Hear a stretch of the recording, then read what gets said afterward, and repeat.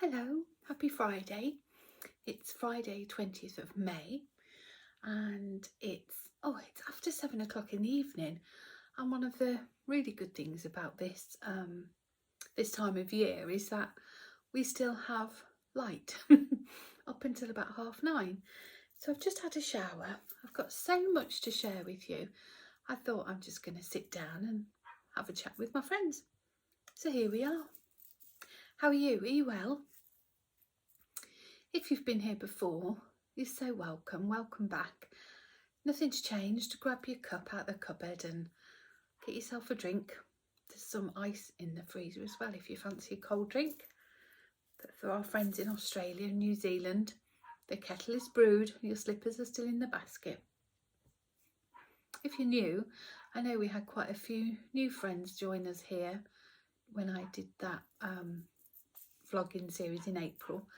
So welcome, you're so very welcome.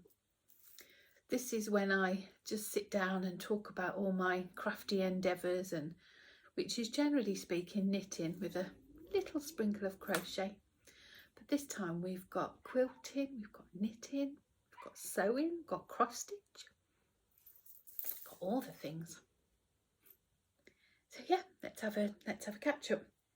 I've been saving everything in this basket here to show you, and it's just got, you know, so full. I thought, right, let's just sit down while the weather's pleasant and we can just have a chat. So what have I been up to? It was Megan's 21st birthday on the 1st of May, and I generally always make her something for her birthday, and that started when she was a really young child. And before I was a knitter, cross stitch was my thing, and that was all I did. From you know, much like I do knit now, if I sat down in the evening, I would always get my cross stitch, you know. And for years, that from being really young, maybe 12, 13, and I'll pop some pictures in here actually of some of my cross stitch pieces because I still have them displayed in the home. Yeah, and then knitting came into my world and took over, and I haven't stitched since. But I wanted to make some things for Megan's birthday and some real sort of heirloom pieces, I guess. And last year I started to make her I'm going off on a tangent already. So the first thing I made was a project bag for Megan for her birthday, and what I wanted to do was I wanted to take a childhood memory and turn it into something that she would use now and something that she would enjoy now at age 21. And Megan, if you don't know Megan, she's very crafty like me. She sews, she cross stitch, she embroiders, she crochets, she makes beautiful project bags. So yeah, she's very crafty, and she's a worthy recipient of craft things. So I found I knew where they were when she had on her wall some pictures of Tatty Teddy, Me to You bears. Do you know that little grey bear with a blue patch and a blue nose? And she collected the ornaments for years. She's got dozens of them, and she had them all in a cabinet. And over the years I've cross-stitched her little pictures and things, and she had them framed. When we moved here, they just didn't go back up on the wall, you know, she was 18 then. So anyway, I took one of these pictures and I made it into a project bag. I'm so pleased with it. I'll show you and then I'll talk a bit more about it. So here it is. Here's the project bag. It's just a box bottom drawstring. And what was really nice about making this, I didn't have a template or a pattern. The picture inside, the cross stitch picture, sort of dictated the size of the pattern.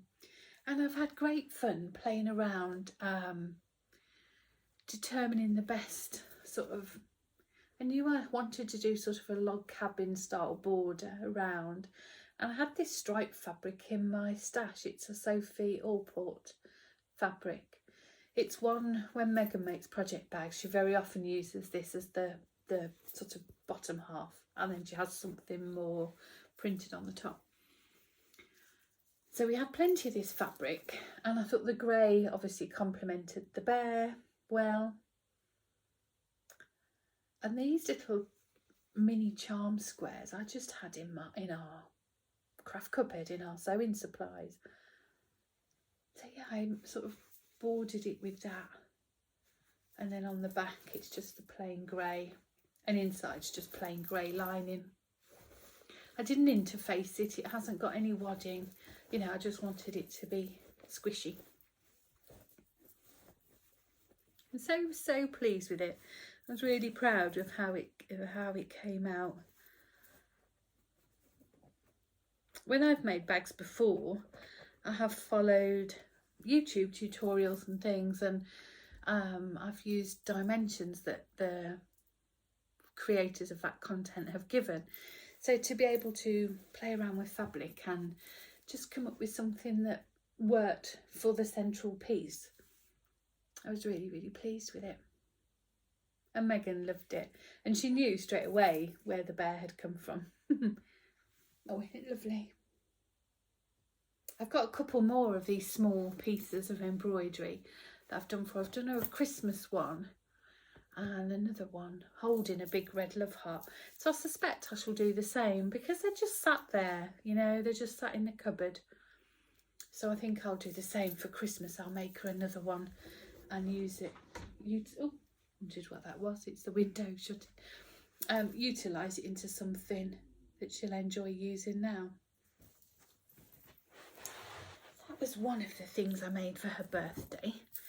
The other thing I made was a quilt. I really wanted to make a quilt for her birthday, and in fact I started it last year. And my friend Gaynor, Tales from Cuckoo Land Gaynor, she made an Irish chain piece quilt using blue and white fabrics that all came from her husband's shirts. So where the collar had gone or the cuffs had worn, instead of just putting the whole shirt into landfill, she saved them all. They're all cotton shirts, and she's made a giant Irish chain piece quilt, and I just loved it. And Megan's favourite colours are blue and white combination, and as it happens, most of Toby's shirts are blue. So this quilt was just perfect for Megan. And Gaynor, bless her, she so kindly sent me a load of the sleeves, which I cut into 2.5-inch strips and then made some 9 blocks with. Shall I just show you? And turn the whole piece into a quilt. Here it is. I'm not going to unfold the whole thing, but you get the gist. It's a double bed size. Isn't it effective? And because the shirts are all different patterns and designs, it really lends itself to this theme. So say the blue fabrics are all cotton shirts. The white patches were an old bed sheet that Nick and I had, so I repurposed that. And the backing actually was the only thing that I had to buy. I had wadding in my sewing supplies, and the backing fabric I bought is this pale duck egg blue grey colour, and it's a high thread count Egyptian cotton, so it's got a real sateen feel to it and a sheen which won't show up on camera, but it's beautiful. I don't know what this shadow is here. Where's that coming from?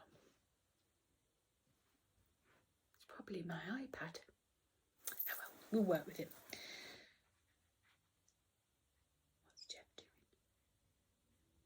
He's up to something. I can hear him. He's probably found something he ought not to have.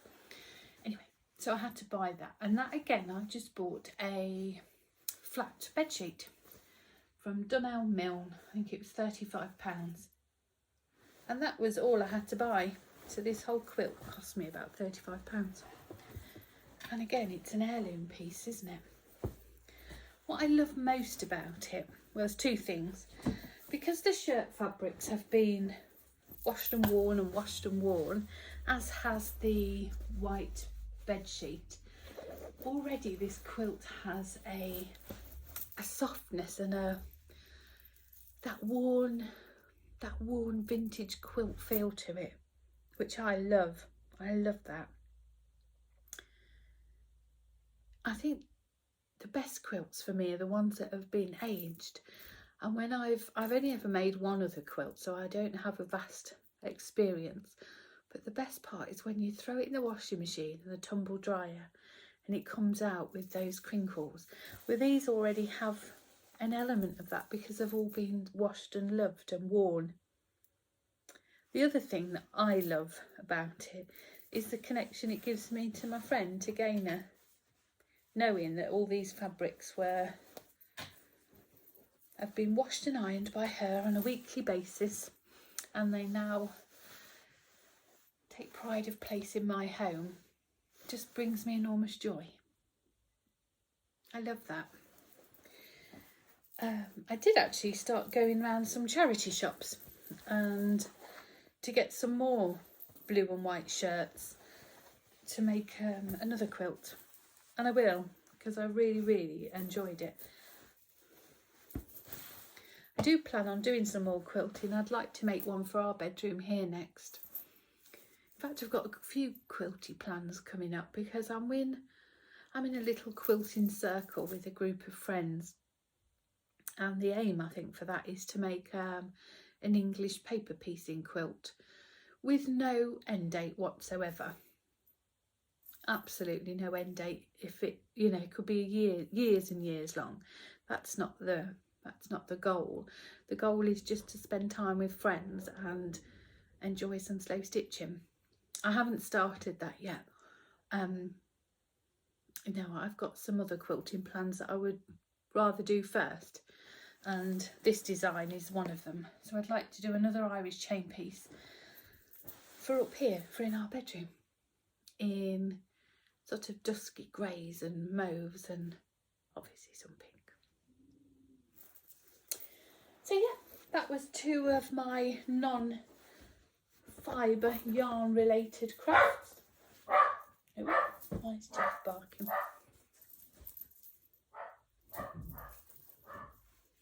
I don't know why Jeff's barking. Is that Megan home? Might be.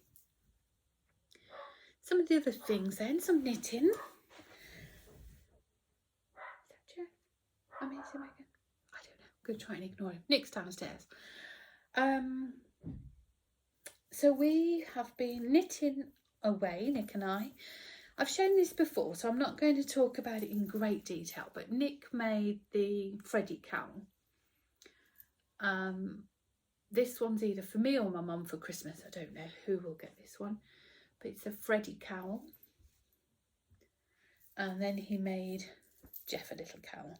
This one hasn't been blocked. It's all a DK weight. Nick changed the pattern a bit on this one. The Freddie Cowl pattern, when you buy it, does include the little puppy size one, but he altered the design a little bit so that the paw prints were at the focal. So he just manipulated the patterns a little bit. So we've got a Mummy and Jeff cowl. And then he went to make a third one for my mum. And what we thought we'd do is, where this one, the main colour is Jeff, it's our Jeff colourway on our DK base, and the complementary colour is Buttercream, again DK. And we had quite a lot of yarn left, so we wanted to do another cowl, exactly same pattern, but flipping the colourways around a bit. So the paw prints, the main colour would be Buttercream and the accent would be Jeff.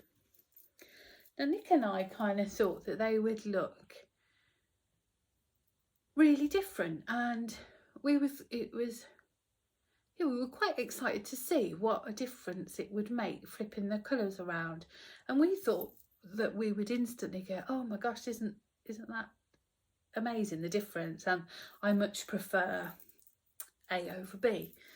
But actually it's not at all. Again, this hasn't been blocked, so it's not as drapey. But if you can see, the paw prints there are in the cream and the tops and bottoms and the other colour. So if I hold them together, I don't think it, you know, one doesn't stand out over the other for me. If I hold them together like that, you know, at first glance, I don't think you'd even notice. It's one of those spot the difference trick question things, you know. We know when you have to circle in magazines, when you do spot the difference and you have to circle the oddities. I'm not sure, apart from the glaringly obviously ribbon band at the top, I don't think it's that noticeable, which really surprised me. I was really surprised by that. I say this cream banded one hasn't been blocked yet, so you can just see the difference and the relaxed fit, the drape as it gets blocked. But I'll get those two blocked this weekend. So Nick's been a busy little bee. I have been working on my cardoon sweater. You've seen this before. I know I've shown you this before, but it wasn't finished and it is now. So Nick did the colourwork yoke. He did this first. This was, oh pardon me, this was his first colourwork project. And then he moved on to the cowls. Once the colourwork was finished, he passed it over to me to do the body. And it's finished. It's blocked. I've just got to weave my ends in. Some of them are woven in, they just need snipping. But I've just got to weave those ends in. That's for me. It's all mine. Oh, I love it. I feel amazing wearing these jumpers. Honestly, I can't tell you. I think I said to you before when I spoke about my Foxberry, that red jumper. It moved me to tears. I felt so emotional wearing it. I felt brilliant. And I rarely feel brilliant wearing clothes. Well, not that I feel brilliant naked either, I don't. But you know, clothes don't inspire confidence in me. They don't make me feel, I don't know. I have such a odd relationship with my body and my clothes. And rarely do I feel $1 million in clothes. But wearing my Foxberry jumper over my dresses, I really did. And I do in this too. And I made this. Honestly, it makes me so emotional. Doesn't take much these days. I'm a woman of a certain age. Doesn't take much. But to feel good in clothes and in something you've made is just, there's no feeling like it, is there? Honestly, friends, if you've never made yourself a garment, I urge you to. I really do. And it doesn't have to be in hand-dyed yarn because, you know, let's be honest, that it's expensive. And, you know, I'm so privileged that I have access to such beautiful yarn because I dye it. Or Nick dyes it, but we as a family, as a company, we dye it. And I'm so privileged to have that access. But it doesn't have to be, does it? I think it's Davina, Little Workroom Crafts. I'm sure you all follow her. She knits, she's a really prolific crafter in general, but again, prolific knitter. And she's been making a lot of jumpers, the Whitmore sweater in particular, with yarn she buys in Home Bargains for £1 a ball. You know, it doesn't have to be in hand-dyed yarn. Do I think hand-dyed yarn is something extra special? Absolutely. Absolutely I do. And I would advocate that. But if that's cost prohibitive, just knit yourself a jumper in Drops Air or whatever you can afford. It's a really special feeling. So anyway, the cardoon sweater. I alternated skeins after the yoke, so throughout the body. I changed it a little bit, so on the bottom of the cardoon sweater there is another one of these little cardoon flowers running along the bottom there before you get to the hem, and again just before the cuff. The fit of the cardoon is a really relaxed body fit. It's longer than I've done it, and the sleeves are tapered. I didn't taper the sleeves, I just went straight down. I did a rapid increase at the wrist and then did a 1 by 1 cuff. I did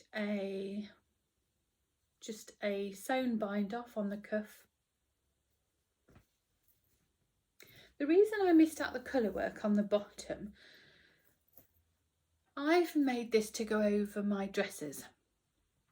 Now if I was going to wear this to go over jeans or legging type trousers, I would have knit it a good 3 or 4 inches longer so that it doesn't sit on my widest point. But because it's to go over dresses, I've knit it slightly cropped so it fits on my natural waist. I'm quite high-waisted, so yeah. But I felt if I did that band of colour work at the bottom, that would perhaps emphasise an area I don't really want to draw attention to. But isn't that the great thing about knitting and creating things for yourself and your body? You can adjust them. I don't feel like I've modified the pattern. I haven't. I've just removed elements that I wouldn't feel at my best with. And I think that's the great thing about creating something for you, isn't it? Speaking of which, I'm about to start a dressmaking course. Oh, I can't tell you how excited I am. I've picked my fabric and my patterns, and yeah, really, really excited. And again, it's that it was the emotion I got from wearing my foxberry, my zweig, and now my cardoon. Although I haven't worn this out yet, it's been too warm. It was that emotion that I got from feeling so good in something I'd created that really sparked an itch, a little twitch that was already there. I'd already been thinking about dressmaking, but more with regards to making things for others. So for my mum and Megan, Nick's mum, Nan. But now I really, really want to do it for me. To make clothes that fit my body, regardless of its shape or where I am in life, to be able to tailor things to me and make them fit me so I feel my best. It's just such a huge motivation for me. Anyway, that's my cardoon in my darling Jeff colour. Jeff, and this was just a chartreuse. Again, this is a DK. Let's get those ends finished, and then I can pack this away in a nice lavender sachet ready for autumn. Once Nick had finished his cardoon and his second cowl, he was looking for his next project, and we knew his next colourwork project was to be a jumper for my mum for Christmas, and we're doing the same. We're sharing the project just like we have with this one. He's going to do the colourwork yoke and I will do the body. It suits us really well. It suits us in terms of productivity, and it suits us in terms of what we both enjoy and need from our knitting. So Nick enjoys being focused. He needs his brain to be engaged to be able to relax and switch off, whereas I need to be able to just sit and go round and round and round. For the most part, you know, sometimes I enjoy, yeah, I really enjoy colour work. I enjoy doing like the lace yoke, but I do find great joy in the simplicity of going round and round, whereas Nick hates it. So to share is great, and I think that adds a certain something, you know. I like it. So the jumper, we picked a few patterns out, and the first pattern we picked out had like flowers along the yoke, like blossoms. It was beautiful, but I didn't like the construction. It was knit similarly to the love note, so you did a provisional cast on, you then knit down, and then you picked back up and did short rows and decreases for the neck. And I just don't know why. I just don't know why you need to do it that way. And I'm not saying that in any way in critiquing either the love note or this pattern. I just genuinely don't know. Having knit a love note, it's not, I don't know, it's not my favoured way of doing it. And I know from talking to others and, you know, on Instagram that so many people have knit numerous love notes, but generally speaking, I think after the first one, people just reverse engineer and knit it from the neck down. They don't bother with that provisional cast on. But I didn't feel Nick and I had not the skill set, because we could have worked it out, but we just didn't have the motivation to do that. So we was looking for another pattern, and actually we decided on the cardoon again, because my mum loves that. She's seen mine. I got her to try it on. I mean, she's much smaller than me in both height and dress size, but I sort of said, oh, just try it on, Mum, just so I can see what it looks like and hangs like. But just fooled her really, so I could measure it. And yeah, so we're knitting her a cardoon. The first cardoon was on our 75-25 superwash merino nylon base. This one, oh excuse me, this one is on our 100% non-superwash merino base. And it's a very different knitting experience. It's lovely. Love it. You'll see how much I love it in a minute, because I've been knitting loads using it. Yeah, it's a great yarn and so warm. We've gone with the colours Sahara and Buttercream. Buttercream's such a great neutral. This isn't an undyed colourway, it is dyed. It's like a creamy, and then this is Sahara. They're really lovely colour representations actually, like a deep corally. And Buttercream. And we have split for the sleeves. That's where we're at. Oh, isn't it lovely? You can see my cardoon, we chose a really low contrast. So the flowers are definitely there, and you can definitely see them, but they don't pop nearly as much as this one. So yeah, we've split for the sleeves. I've only just, what have I done? 4 rows, so nothing really. And now I'm just going to go round and round and round. We are going to do this one exactly to pattern, so we are going to put the little flower around the bottom and on the cuffs, and I will taper the sleeves for this one too. I love it. Nick's colour work's so neat. Show you the inside. Looks lovely on the inside, doesn't it? His floats are so neat, his tension. He's really enjoyed it. His next garment project is a Whitmore in our 1969 colourway, and that will be for his mum for Christmas. And then I'll do the body. But he's just cast on a shawl in using our 2022 advent, so I can't share or show any of that until Christmas Day, because, well, for obvious reasons. But yeah, so we're both knitting a project actually using our 2022 advent. So Nick's getting a start on that before he starts his Whitmore, but once I get sort of halfway down this body, he'll start on his Whitmore then.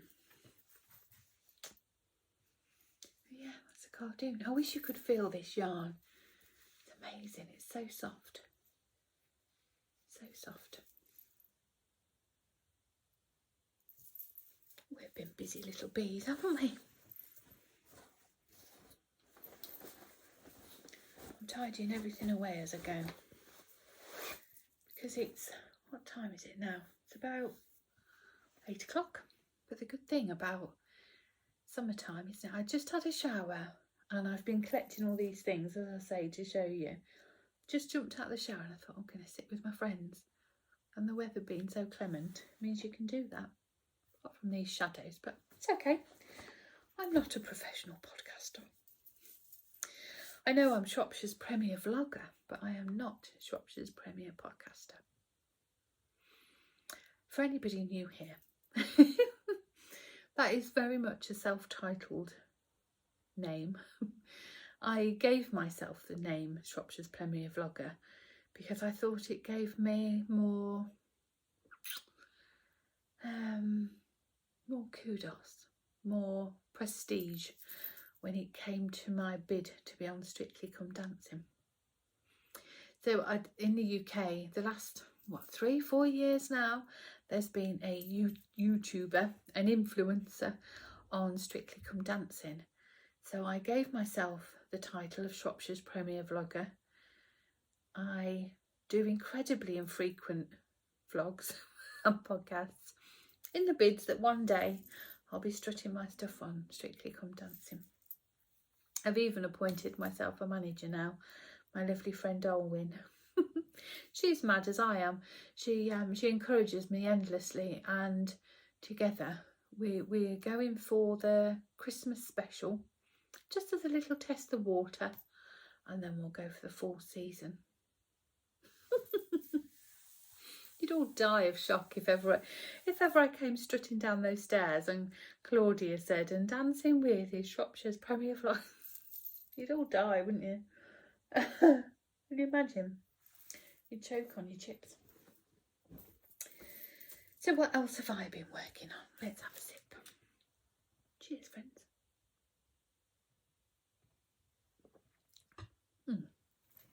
I've been working on some mittens. Again, using our 100% organic non-superwash merino. I've been making mittens for Christmas presents. These were very much inspired by Molly of A Homespun House. She was making some Marriott mittens, they're called, by Skein Deer Knits. And yeah, I loved them when she was showing them on her Instagram. So much so, I went to Ravelry to buy the pattern and I'd already had it. It was already in my library. Well, these are them. Aren't they amazing? So it's colour work all the way around. Obviously, I've got my thumbs to finish. And this is in our Heartbeat. I told you that wrong. This is Sahara and Chestnuts Roasting. Mum's jumper is in Heartbeat and Buttercream. I've got two. These are for Mum for Christmas. Ta-da! Oh, I love them. This is the most colour work I've ever done. I knit Mum a Humulus jumper a couple of years ago and I did the yoke. Other than that, I've done no other colour work until I started knitting mittens. Honestly, the pattern was so easy to follow. So I don't know whether that's because, you know, going back to what I said earlier about how I used to cross stitch, I don't know whether that skill of being able to read a chart and see a circle across a diamond, you know, a key, whether that helps my brain in terms of reading a colour work chart. Just being able to follow that, knit 1 black, 3 white, 1 black, 3. I don't know, maybe, but I don't find that difficult at all. I don't look at it and think, oh, I just see the pattern. I'm sure it must come from that, transferring that skill from cross stitch. Anyway, these are the Marriott mittens by Skein Deer Knits. I've got my thumbs to do. I've left them purposefully because these are not the last pair of these mittens that I will be making, and I'm just going to do all the thumbs together. So I finished that pair and I immediately cast on another pair for Nick's mum this time. And this is in red wine and an undyed, just a natural white and undyed. I've got two. Again, no thumbs. I'm going to do all the thumbs together. Same pattern. And I have today caked up the yarn to do another pair for Nick's Nan in our Forager colourway and the undyed, like a deep purple. So everybody's getting mittens. Oh, look at that. That's satisfying. Oh, perhaps I can get a thumbnail.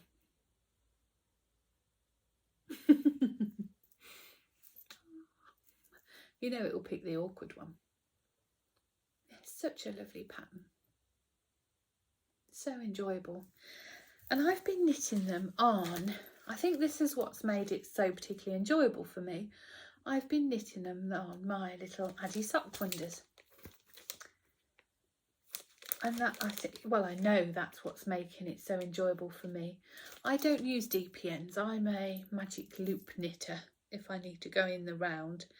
But to be able to just go round and round on these little bitty fellas is wonderful. I'm sure I've told you before, what I particularly like about these is that one needle is longer than the other. And that really suits me. The traditional 9-inch circulars I don't get on with. I feel like my hands are too claw-like, too cramped. Whereas these, having that longer needle, just makes the whole knitting experience more enjoyable for me. So I've started stocking these in the shop, and I've got, well, I like all things in my shop, it's my stash, so I generally stock what I want to use. So I've got 2mm 2.5 for socks, and then 3.5, 4 and 4.5, and it's 3.5 and the 4 that you need for the mittens. We've also done 50g skeins in this non-superwash yarn, because that's all you need for the mittens. You need 50g of each colour. So for £20 you can get a pair of colourwork mittens, which I don't think is bad really. If you're thinking of gift knitting, you know, you would probably spend £20 on a pair of decent gloves, wouldn't you, from Marks and Spencer's or John Lewis or somewhere. So yeah.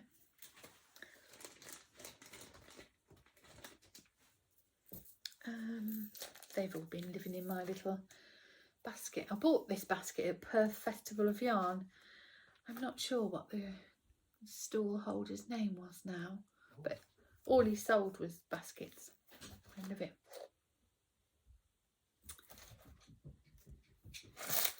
Oh, let me show you these stitch markers while I've got this basket. My friend Lacey, she came over for our retreat last weekend, and she brought these for us for a gift from North Carolina. She made these. I thought she'd bought them, but she didn't. She made them. And the state of North Carolina is famous for all different things. There's a saltwater fish, its flag, the cardinal bird, the state flower is a dogwood, the state mammal is a grey squirrel. She's put all the information there and then made all these stitch markers with a representation of all the acorn, the cardinal bird, the dogwood flower, squirrel. Isn't that amazing? So thoughtful and kind. That's living in my basket.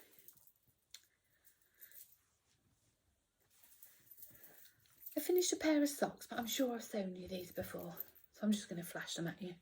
Just a standard top-down vanilla sock. I'm sure I've shown you them before. If not, there they are. I think that's it. I think that's all I've got to show you this time. It's been lovely to chat with you, and I will see you very soon. Let me tell you what's going on at Layfamilyyarn. We are moving this week. Well, starting tomorrow behind the scenes, but the sort of physical moving will be Monday. We're at the Moores Craft Centre, and it's an old Victorian courtyard. It's an amazing space and buildings. And we're moving our shop, our bricks and mortar shop is on one side of the courtyard, and our dye studio is on the other side of the courtyard. and we're moving the shop over to the same space that the dye studio's within. So when we have visitors now, it will be like retail creative space and the dye studio all in one big creative hub. And oh, I can't tell you how excited I am.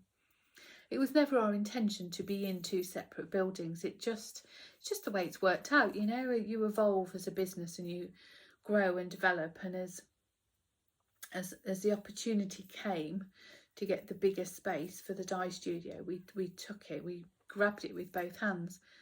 And yeah, we're just at that sort of tenancy renewal, so it was the appropriate time to just to rethink and readjust and reassess our business needs. And ultimately our goal is to work together. We never intended to be in different buildings, so to be back under one creative bubble will be just joyful. And already, you know, it's started to spark ideas and ways that we're going to grow the business and move forward. And for me, that will mean being able to dedicate more time to this channel and to our Patreon account, which is brilliant. So yeah, it's going to mark a real, I don't want to say turning point, because nothing's going to change in terms of our yarn dyeing business, but I think it will mark a significant shift in what we're able to do and to produce, and to be able to creatively come up with and bounce off each other. Does that make sense? I think so. Hope so. Anyway, I'm going to leave you now. I've done some beautiful walks lately, so if I've got some clips, I'll pop them in at the end here. If not, I'll see you soon. I'm going to vlog the moving process, so yeah, Shropshire's premier vlogger will be back. I don't know how long that or what that will look like, but yeah, there'll be some vlogs. It may or may not be daily, I don't know, and it may be a week, it might be 10 days. But the process of moving the shop, we're going to document it. I think it'll be a nice record for us to have. Yeah. Thank you for your company. Thank you for your friendship and spending some time with me. It's always appreciated. So take care, friends. Happy crafting, and I'll see you very, very soon.